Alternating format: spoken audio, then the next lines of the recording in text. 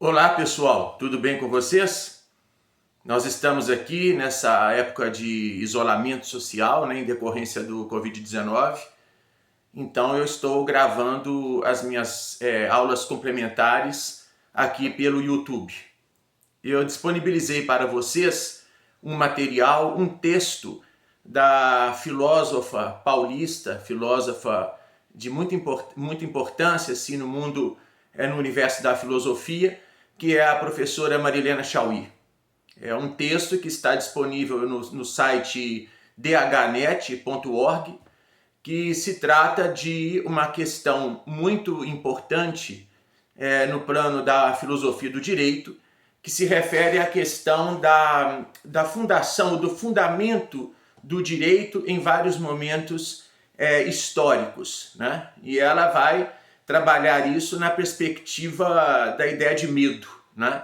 Ela trabalha com a noção de que o medo ele vai sendo alterado ao longo da história, e à medida que esse medo, a visão que os homens têm de medo, ela se altera, junto com ela também se altera a maneira histórica de compreensão do direito. A ideia central é esta, é um texto lindo da filósofa e professora da USP Marilena Chaui, e eu gostaria de explorar um pouco este texto com vocês para que vocês possam entrar no texto, ler o texto, né? Fazer uma hermenêutica intratextual com propriedade. Então eu vou repetir, é o texto Direitos Humanos e Medo, da filósofa brasileira Marilena Chaui, e que está disponível na internet, especialmente no site dhnet. Eu tive a oportunidade de estar presente no dia que a filósofa Marilena Chaui lançou, né, esse texto, inaugurou um evento do qual eu participei em Brasília, que foi o Congresso Interamericano de Direitos Humanos. E ela então foi a convidada para abrir esse Congresso Interamericano de Direitos Humanos, no qual ela se valeu dessa sua escrita, desse texto, como aula, como palestra, né, inaugural daquele evento, que foi muito rico, muito interessante, e que de um texto lindo, de uma escrita linda. Obviamente que o texto é muito profundo, ele é muito rico, é grande, então eu não poderei assim detalhar totalmente o texto aqui nesse vídeo, haja vista a questão do tempo, né? Mas eu espero direcioná-los para que vocês possam, por conta própria, fazer essa hermenêutica com um certo auxílio, e espero ajudá-los para que a hermenêutica seja com maior propriedade. O que ela vai mostrar no texto, eu diria que é uma tese geral, uma grande tese, é esta ideia de que as concepções de direito, ou de direitos, né, as várias racionalidades sobre o direito, ao longo do tempo, ao longo da história das ideias, ela está muito relacionada à ideia de medo. Então ela vai mostrando as mutações que os homens têm sobre a lógica do medo e como que esta ideia que os homens têm do medo, ela está intrinsecamente relacionada à ideia que os homens têm dos próprios direitos. De maneira que ela vai, dentro dessa grande tese, ela vai desenvolver o seu texto em três ideias centrais, ou mais três teses para sustentar essa tese maior. A primeira, ela vai trabalhar com as comunidades arcaicas e a ideia de medo, até a sociedade do período clássico e também do medievo, como que na sociedade medieval essa concepção de medo se estruturava de uma forma e junto com ela a ideia de direito.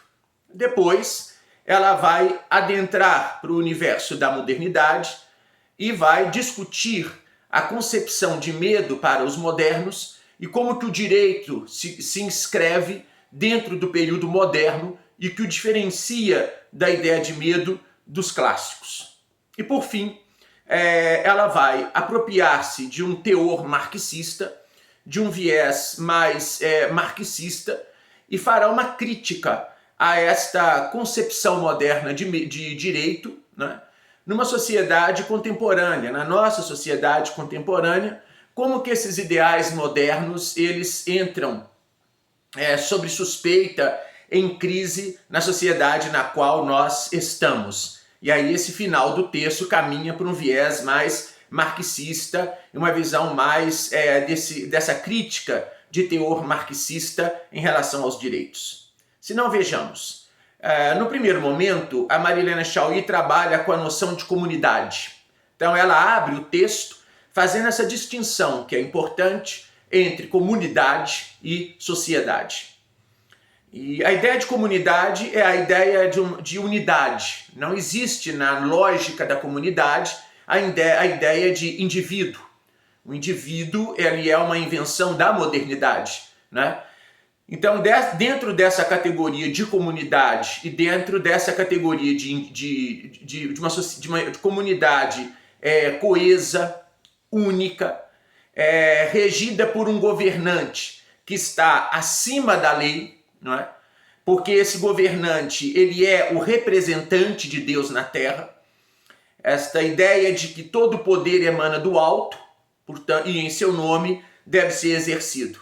Portanto, é a ideia de que o governante ele é o representante de Deus na terra, e a ele é dado tanto o direito de criar as leis, como o direito de executar as leis. Portanto, a figura do governante é uma figura que vai reger o poder na lógica da comunidade, das sociedades arcaicas, né?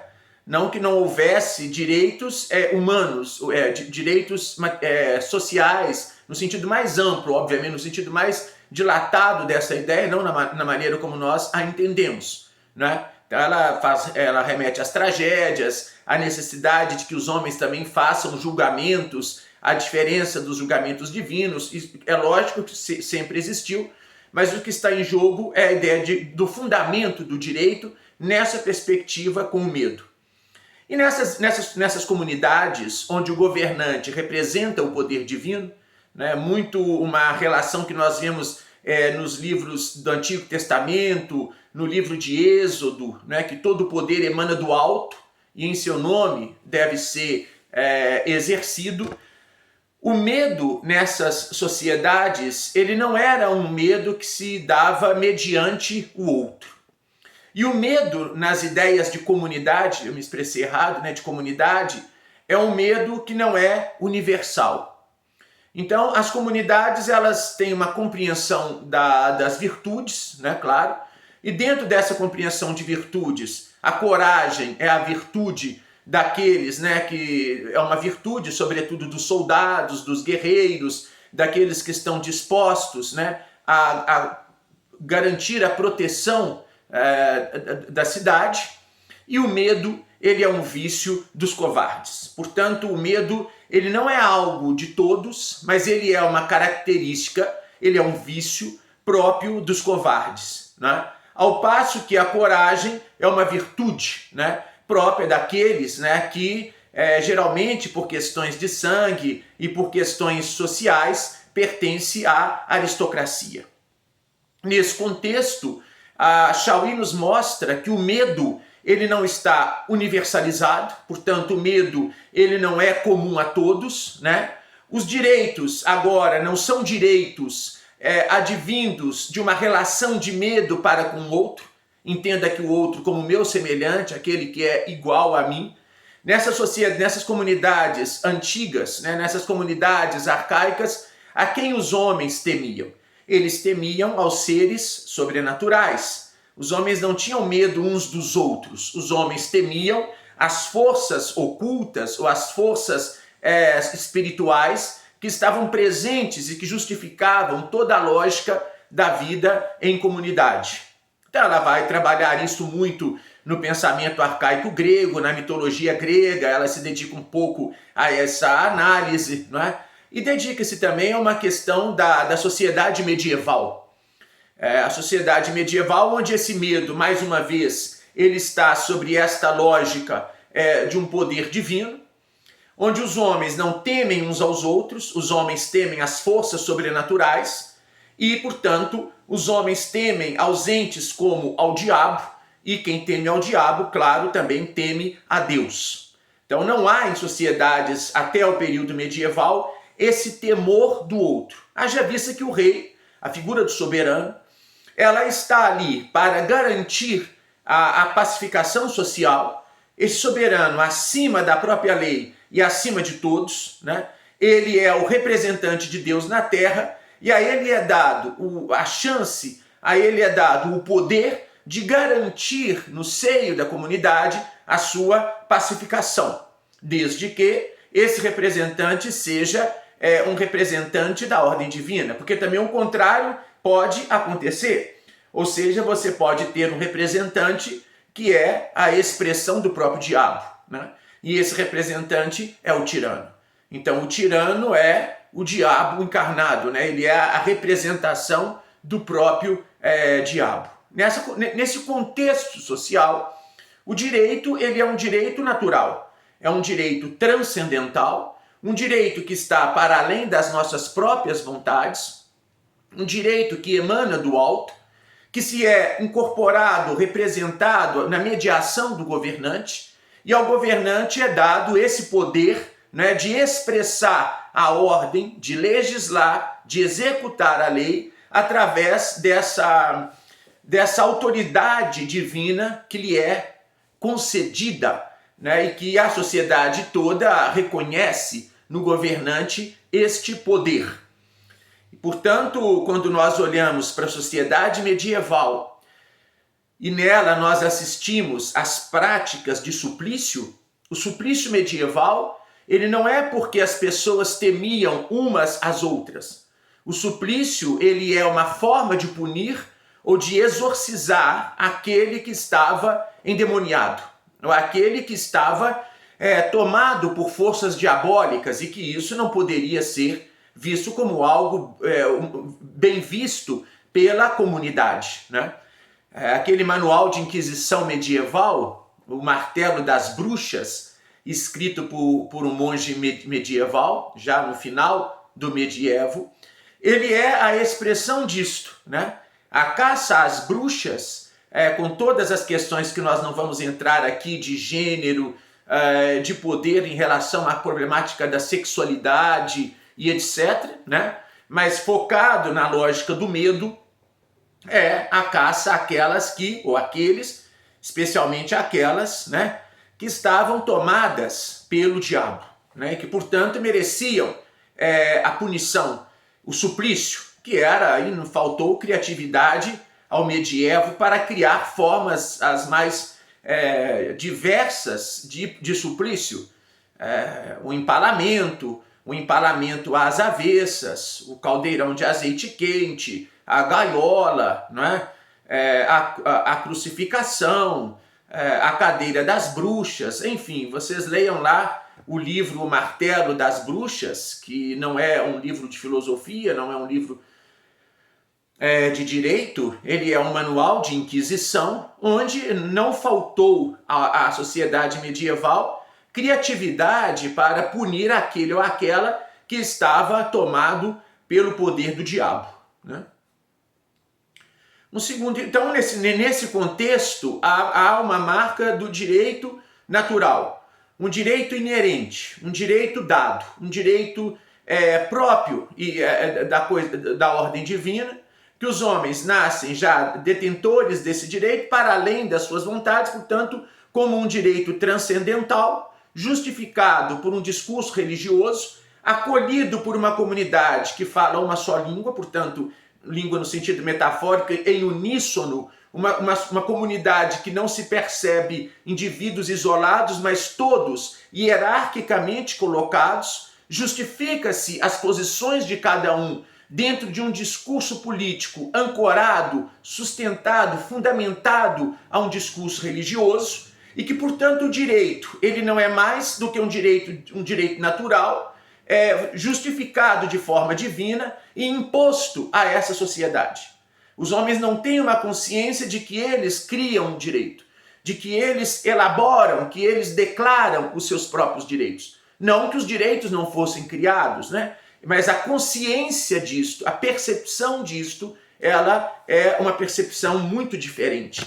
É uma percepção do direito natural, né, cujo fundamento nessa perspectiva da Marilena Chauí, o medo, é um medo muito diferente do medo dos modernos. Então é um medo das coisas sobrenaturais, é um medo dos entes sobrenaturais, é o medo do diabo. E claro que quem teme ao diabo, teme também a Deus, né? Então o soberano pode ser tanto um homem bom, que representa as forças de Deus, como ele pode ser também um representante do mal, né? E aí ele deixa de ser um bom governante e ele se torna o próprio tirano, né? Com a chegada da modernidade, nós temos um evento novo que está formulado em Descartes sobre a lógica do sujeito, né? Como Descartes descobre o cogito, a subjetividade, em Leibniz com a ideia das mônadas, a ideia do indivíduo, né?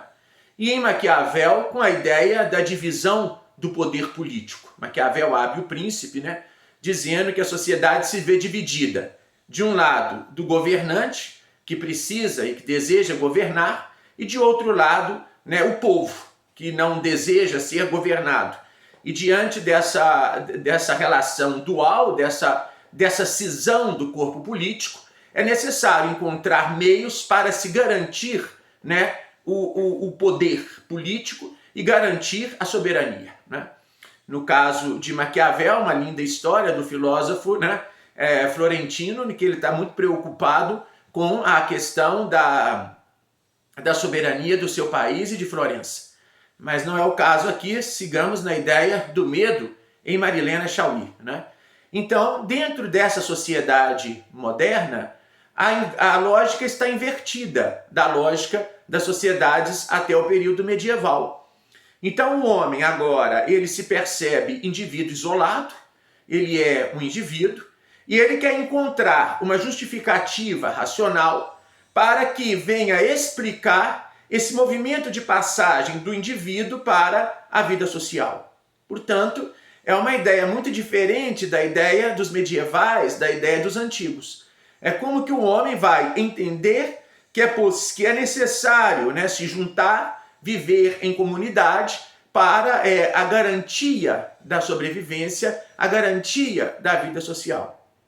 O representante político agora já não é mais um representante sustentado por um direito que se justifica dentro de uma lógica divina, dentro de uma lógica do direito natural.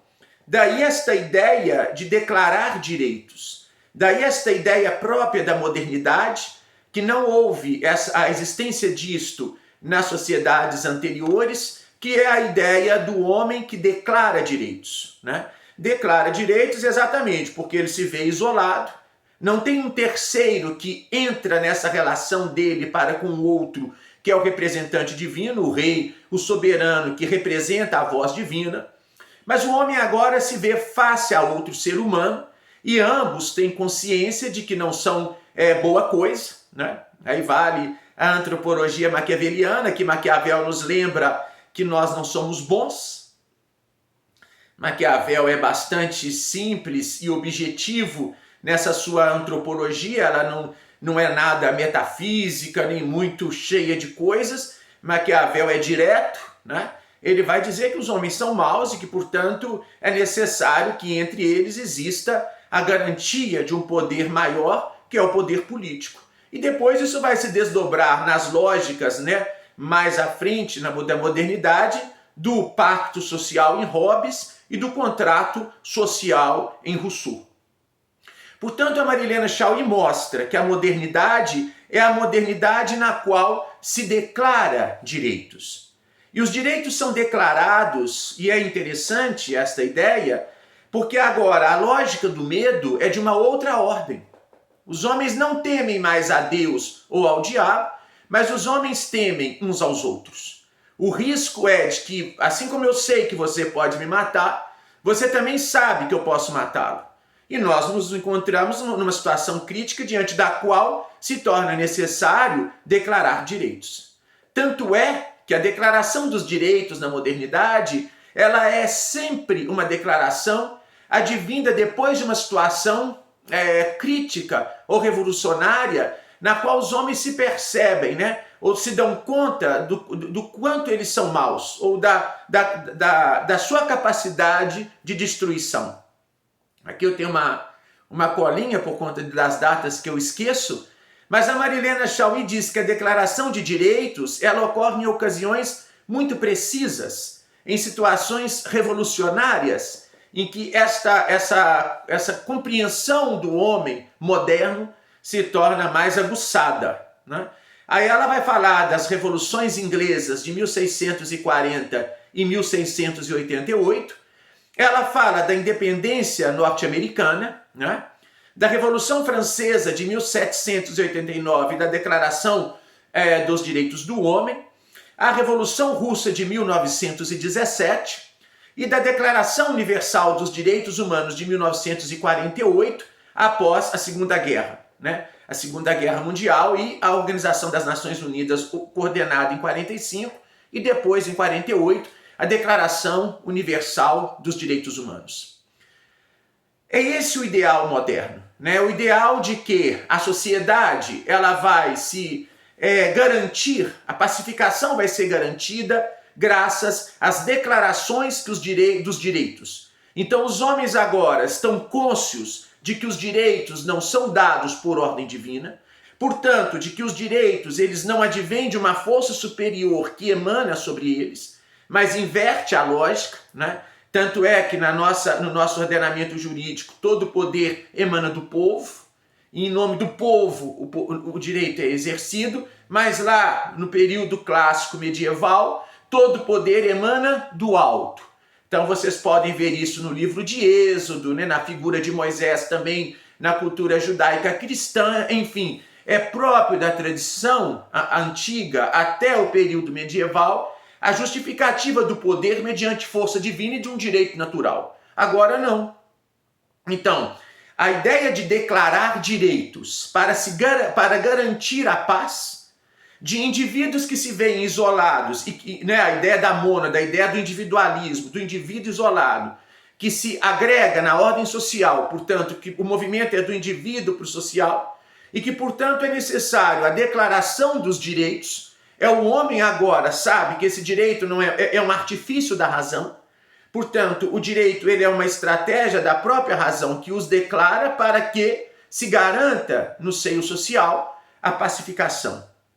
Nós vimos isso num texto importante da filosofia do direito, um texto do século XIX, que é do Rudolf von Ehring, A Luta pelo Direito.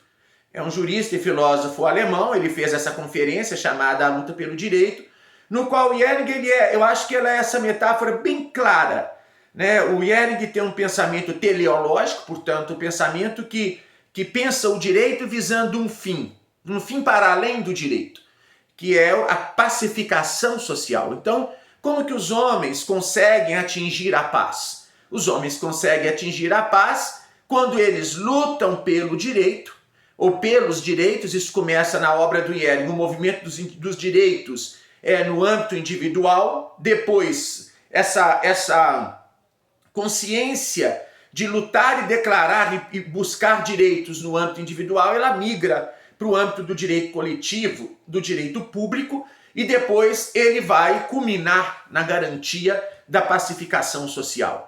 Então, eu acho que o Ehring, entre outros autores da modernidade, ele expressa todo esse ideal moderno, toda esta compreensão da modernidade, pensando um pouco em categorias marxistas, no qual essa superestrutura, né, em que o direito se inscreve, é dela que vem a garantia da paz, a garantia de uma vida razoável, mediante os direitos que são declarados. Então, a modernidade aposta nisto.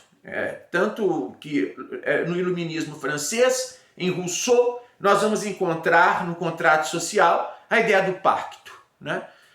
Rousseau, em momento algum, ele vai dizer que o homem teve uma vida natural. A ideia do direito da sociedade natural em Rousseau, lá no contrato social, é uma ideia hipotética, na qual Rousseau se vale desta ideia hipotética para deduzir aquilo que lhe interessa, que é a sociedade política, né? A sociedade política que vive sobre essa lógica da razão e sobre a lógica do contrato social e dos direitos declarados pelos próprios homens.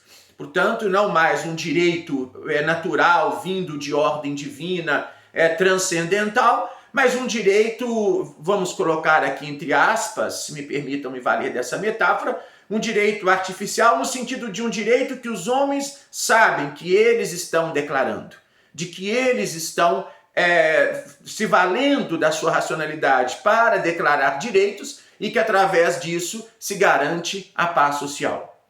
Isso vai se tornar exagerado assim de uma forma muito lapidada e muito forte no positivismo jurídico, especialmente na obra de Hans Kelsen, né? Em que o direito é direito posto, é direito declarado, é direito positivado, direito reconhecido pela figura do Estado. Isto sim é direito, que implica em sanção, né? E que o direito normativo, daí a ideia do normativismo kelseniano. Diante dessa modernidade, a Marilena Chaui vai caminhando para a sociedade contemporânea e o texto vai terminando com uma certa crítica. Uma crítica a esse ideal moderno. Uma crítica a esta ideia de que foi muito bonito a modernidade. É muito lindo quando nós voltamos o olhar para os modernos, de Maquiavel até, vamos pensar aí o iluminismo em Rousseau, portanto da Renascença ao iluminismo, e também já quase que adentrando, né, no século XX, já na modernidade, no positivismo. Esta aposta, quase que na contemporaneidade, perdão, a aposta, né, Hans Kelsen vai morrer na década de 70 do século XX, né, então já um pensador contemporâneo, do positivismo. Portanto, é muito bonito, isso se vê de forma magistral, como eu falei aqui no livro A Luta pelo Direito do Jhering, porém, a Marilena Chaui vai dizer que isto não funcionou. Ela vai nos mostrar que, muito embora a modernidade tenha, diferentemente das sociedades arcaicas, tomado consciência dos direitos, tomado consciência de que é necessário declará-los para se garantir a pacificação social, a professora e filósofa Marilena Chaui mostra que no mundo atual isto não acontece.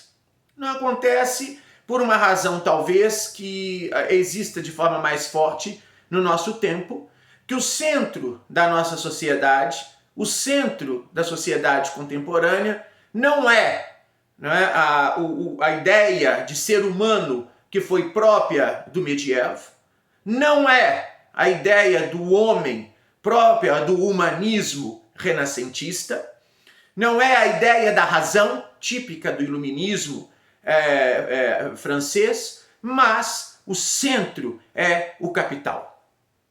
Portanto, dentro de uma sociedade cuja lógica é o capital, os direitos, eles não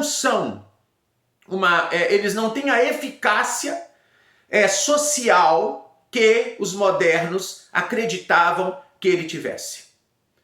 Então nós assistimos, na nossa sociedade contemporânea, uma sucessiva violação a direitos. A sociedade nossa, ela é uma sociedade no qual os direitos são permanentemente violados, né? É uma sociedade que o que vai definir as relações sociais não é, como pensava os modernos, né? Os direitos e as ideias, né?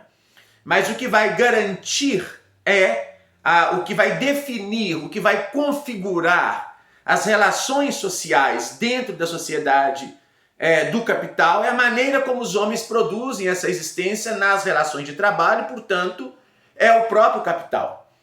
Então o texto, me permitam dizer que o texto no final ele é meio pessimista em relação aos direitos.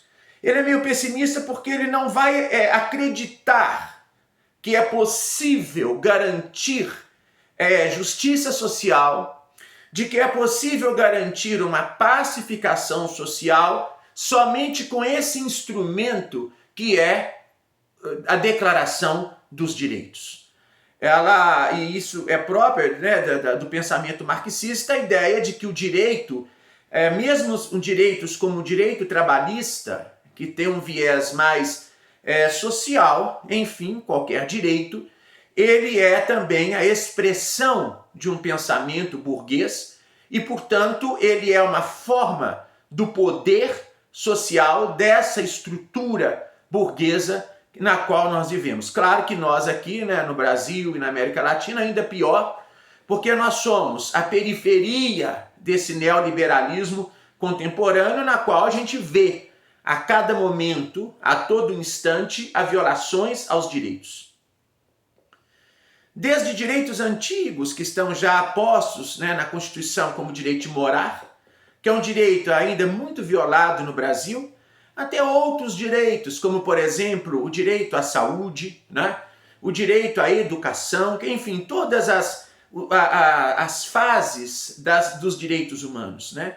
Ela vai mostrar como que tudo isto acaba sendo violado. E agora, mais ainda, com esta ideia estranha, esta ideia muito de um viés ideológico, que é a ideia do Estado mínimo, no qual, né, a ideia do Estado mínimo também ela vai enfraquecer mais a noção de que os direitos são garantidores da pacificação social. Eu espero que eu tenha traçado aqui as grandes linhas do texto.